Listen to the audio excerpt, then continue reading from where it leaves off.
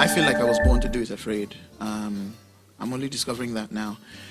When you're born in the early 80s in the barracks and you're born blind, the first thing that does to you is it strips you of the right to be ambitious. And that's my story. So if I had chosen to go out and stand in front of people's windshields and ask for handouts, people would have excused it, as opposed to someone, who could perfectly see and do everything. So I was born to go hard or go home. And if I had gone home, that would have been excused. So let me paint the picture. Born in the barracks, most of my friends who could see perfectly and do everything perfectly, the fate, especially at the where I was born to a junior ranking warrant officer, a class 2 warrant officer. Great man, great woman, my parents, but they weren't quite sure what to do with a blind kid. They never had one, and there was certainly not one in the barracks, part of the barracks where I grew up. Now, for a normal kid, you went through school. If you got lucky, you went to command, the best you could possibly get, which was okay, but it wasn't like Casey or Vivian Fowler, any of those, you know what I mean? So, now the fate of the average barrack kid was, you go through secondary school, at least my side, you go through secondary school, you come out, you learn a trade, you become a hairdresser or whatever. I mean, and that's honest work, but at the age of 6, 7, 8, I knew I wanted to be rich. For very stupid reasons. First of all, because I wanted to be able to eat all of the chicken I could afford. Not anything, yeah.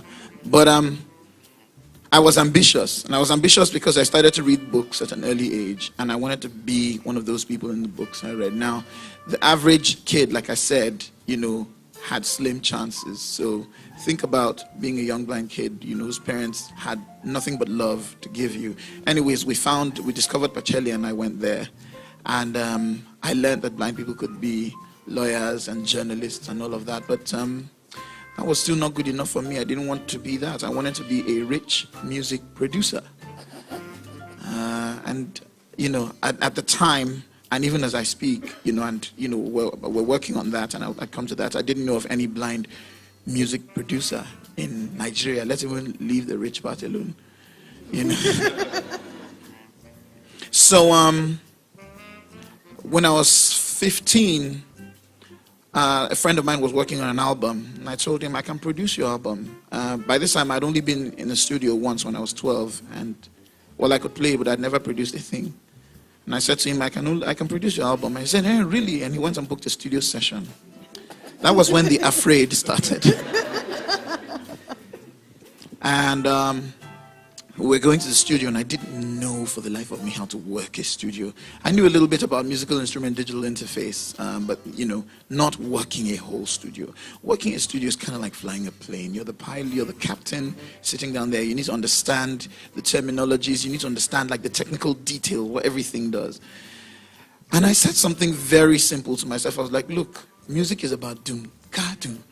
So when I go in there, I'll find out what makes the doom, what makes the ka, and I know how to make doom ka in my head, so I'll work it. Well, I went into the studio with my heart in my mouth, and for the first time, I sat down there and we made 6 tracks in that session. It was... Well, I then got really bold, and I told a friend of mine, I told his father I could play the saxophone. I think I was a little too ambitious, because then he gave me a saxophone and I stood with the thing, and it was quite a contraption. I couldn't figure out how to work it. And so I said to him, you know what, maybe if you blow, I can play the keys. It was the one time when it didn't work for me. But anyways, fast forward to university days. I'd obviously gone through school and was beginning to become one of the characters in the book. I went to King's College. And then I was wow. And then I was on scholarship to Mercer University in a small town called Macon in Georgia. And at some point that got reviewed, and it's still being reviewed to this day. Anyway, we'll get to that. It's a very long story. And so I had to go to Unilag and study law. and go to Unilag and study law. I did. Now, by this time, if I may say this myself, and I say it to the glory of God, and with every sense of respect, I was pretty much an A student. I did well with school and all that, but I went to Unilag, and in my third year, I didn't see myself in wig and gown or any of that. I was just like, what, this law thing is not for me. And it wasn't because I had bad grades or anything. Music, by this time, during our holidays, I would go to the studio and make so much music, and I had songs. As a matter of fact, I had a situation where I had done this song called "Catch Cold" by Maintain, and my sociology teacher in year one was talking about drive and hunger drive and all kinds of drive, and he was talking about cold and how human bodies respond to, and it's like, how many of you have heard this song called "Catch Cold" by Maintain? And I was sitting in the class like, I could have said that I did this song, but nobody would believe me in this class. Anyways, in my third year, I realized I wasn't going to sit and do this thing, so I wrote 15 letters to God, all of which I signed Cobhams Asuquo God, because if I am truly your son and you are truly my father, I'm going to put your name on this letter and you're going to answer me, because I was afraid. So I quit school with my heart in my mouth in my third year and decided to pursue music, and I have no regrets ever since. Well, the rest of the story you will come to find out in the course of all of this was, and I wouldn't advise anyone to go out and do this. I don't think that'd be doing it afraid. It'd probably be doing it stupid. But I did it. I started a business without a business plan and ran it for so many years and didn't get it to go where I wanted it to go. And then, of course, I had to retrace my steps and all of that. But I'm saying that to say this, that I've spent my whole life doing it afraid. And it's important to strike the difference between doing it afraid and doing it in fear. Because when you do it in fear incapacitates you. Fear takes away your energy, cripples you.